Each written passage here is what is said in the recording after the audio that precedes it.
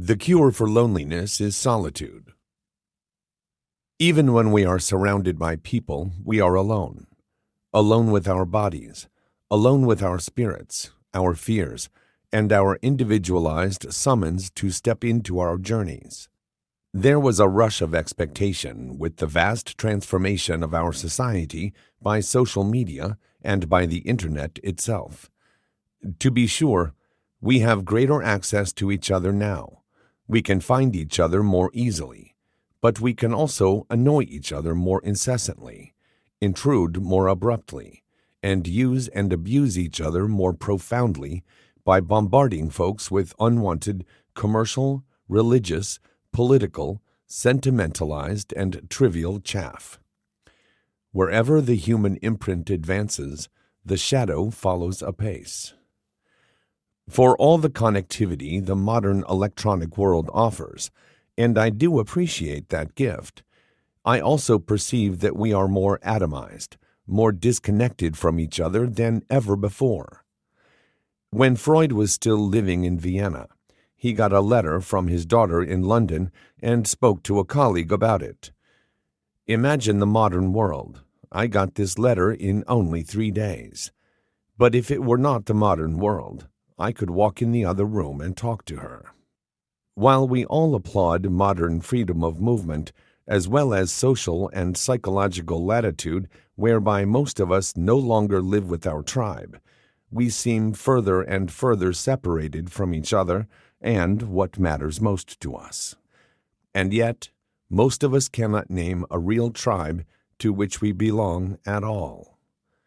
Loneliness can catalyze as a disease or a blessing, depending on the psychology we bring to it. The flight from aloneness can also be seen as a flight from ourselves. Where we were once connected to the heartbeat of the universe, with all needs met, we were abruptly, traumatically flung at birth into primal separation, not unlike an astronaut spacewalker whose tether breaks and drifts off and away from the mothership. One can imagine that much of life is trying to merge again with that primal other, seeking to feel safe, protected, and nurtured. There is nothing wrong with those needs, of course, but when they prevail, the treatment plan often sabotages our growing up, undermines that which we are meant to bring into the world as individuating souls. For example, such an urge to merge keeps people in terrible relationships because they fear being alone, or it keeps them from standing for their values for fear of rejection. While these fears are natural and common, they also represent an abrogation of our summons to become ourselves more fully.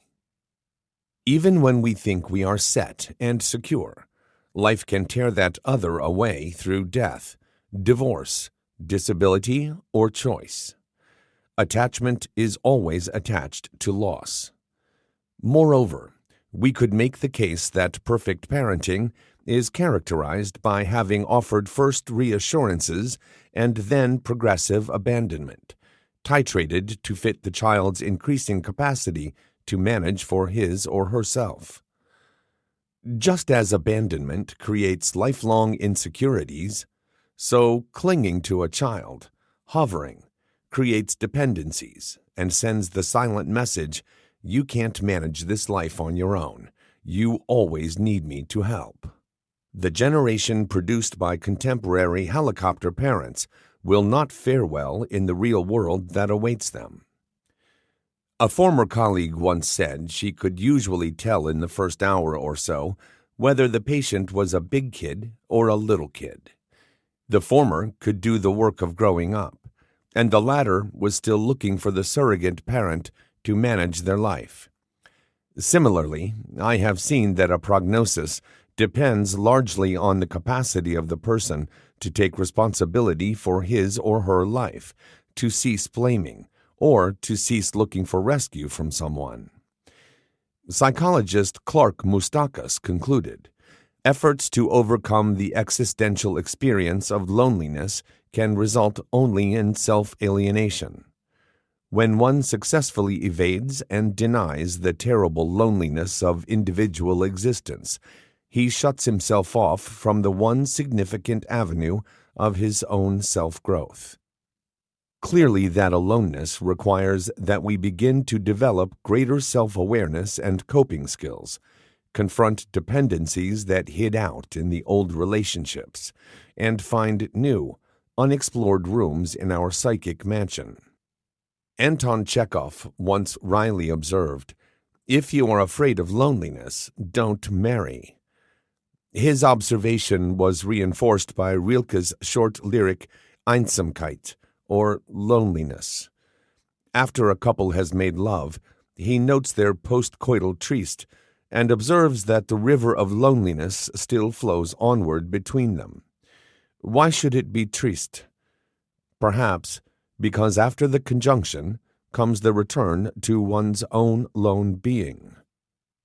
While friends, partners, and associations with others can be supportive, challenging, and dialectically developmental, it is also true that we grow most when we are on our own, when we have to figure out our path, when we have to find the courage to live it.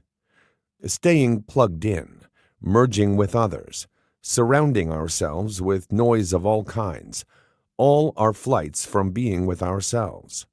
And yet, the only cure for loneliness is solitude. When we achieve solitude, we are not alone when we are alone. We are present to ourselves, and we have an earnest dialogue transpiring with that other who is also us. Jung put it best when he wrote, "The highest and most decisive experience of all is to be alone with one's own self, or whatever else one chooses to call the objectivity of the psyche. The patient must be alone if he is to find out what it is that supports him when he can no longer support himself. Only this experience can give him an indestructible foundation." Another way to phrase that may be that we need to find what supports us when nothing supports us. That is, when the experience of the loss of the other is upon us and we are flush with separation anxiety, rather than run to the nearest safe harbor, we sit with it and sit it out. During that time, we learn, often to our surprise, that something rises within to support us. We will not perish, though we think we will. By bearing the unbearable, we go through the desert to arrive at a nurturing oasis we did not know was there. How wonderful it is to know that one has that resilient strength within. Recently, in a conversation with my analyst friend and colleague, Jan Bauer of Montreal, she reminded me of how isolated and depressed we were in our Zurich days of analytic training, living away from friends and family, in a foreign culture and with a foreign language. She recalled that our analysts didn't tell us 10 easy steps to get out of the depression. They told us to go back to our shabby rooms and sit with it until its meaning emerged for us. Some did, and some didn't. Those who did came out with a stronger sense of their souls and of what supported them when nothing supported them. The antidote to loneliness is letting go of the fantasy that the attachment to the other is necessary to our survival. Certainly, the essence of pop music and media is that the other is necessary for one's survival, the loss of whom is catastrophic. The antidote is to know that there is no antidote to be found, ultimately, and that is okay. After all, most relationships fail because we ask too much of them. Is it not possible that more might survive if we asked less of them and more of ourselves? This is why Rilke defined a healthy relationship as a person being the guardian of the solitude of the other. No matter how much we care or are cared for, we cannot live the other's life or spare them difficulty, nor can they spare us. What remains after the delusions are gone can be pretty wonderful. As Jung concluded, loneliness is not inimical to companionship, for no one is more sensitive to companionship than the lonely man, and companionship thrives only when each individual remembers his individuality. So, it seems, solitude is an achievement, an aloneness that is not loneliness and that is not dependent on another to rescue us. Far from the narcissist's need for constant reassurance, solitude is the self-care system doing its proper job. It means we can tolerate being with ourselves, and if that is the case, then perhaps others will be able to tolerate being with us also.